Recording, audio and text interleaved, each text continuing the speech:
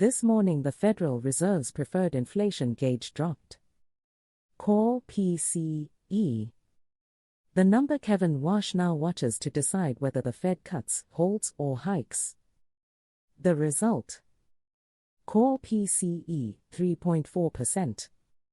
The highest reading in 32 months. Up from 3.3% in April. Headline PCE, 4.1%. Highest since April 2023. And within minutes of the release, Wall Street started pricing in rate hikes. Not cuts. Hikes. This is your briefing. 3 weeks ago I called this the inflation triple. CPI at 4.2%. PPI at 6.5%. Core PCE at 3.3%. Today's data updates the picture. The Fed's preferred measure moved up, not down. Core PCE at a 32-month high. All three gauges still above the Fed's 2% target. The trajectory is the wrong direction. For the Fed. For working professionals.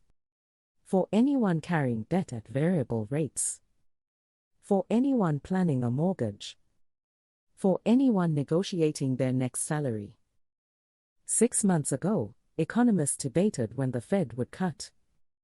Today, they are pricing in rate hikes by year-end. This is a fundamental shift. Kevin Warsh has been signaling this directly. At his first FOMC last week, his exact words.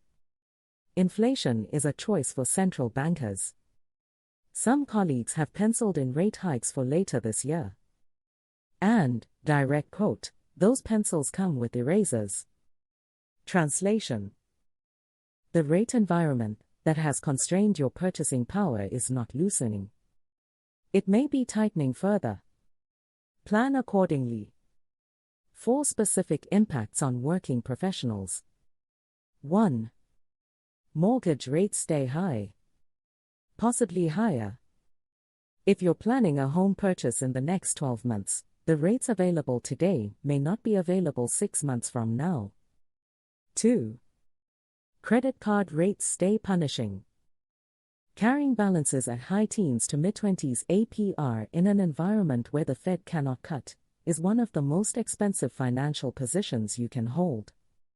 Pay them down aggressively. 3. Real wages keep losing. Wage growth 3.4%. Core PCE 3.4%. Most workers are barely holding even. Your salary negotiation matters more than ever. Use today's data. 4. Cash becomes more valuable. Treasury bills, high-yield savings, money markets, all paying meaningful returns. Holding cash is now a strategic position. Not just defensive. Here is the broader picture. The Fed cannot cut with inflation rising. Tech layoffs continuing at over 1,000 per day. Workers afraid to quit, JOLTS quits at 5-year lows. Real wages barely keeping pace.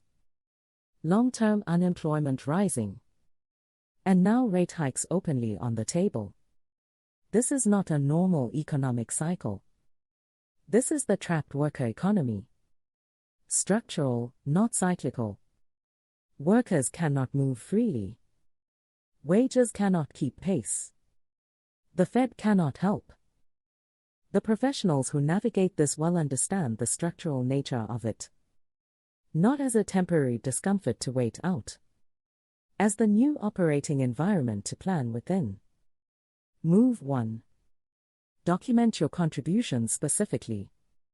Today's data is your salary negotiation ammunition. Real wages are losing to inflation. Use current data. Move 2. Audit your variable rate exposure. Mortgages, HELOCs, credit cards, business credit.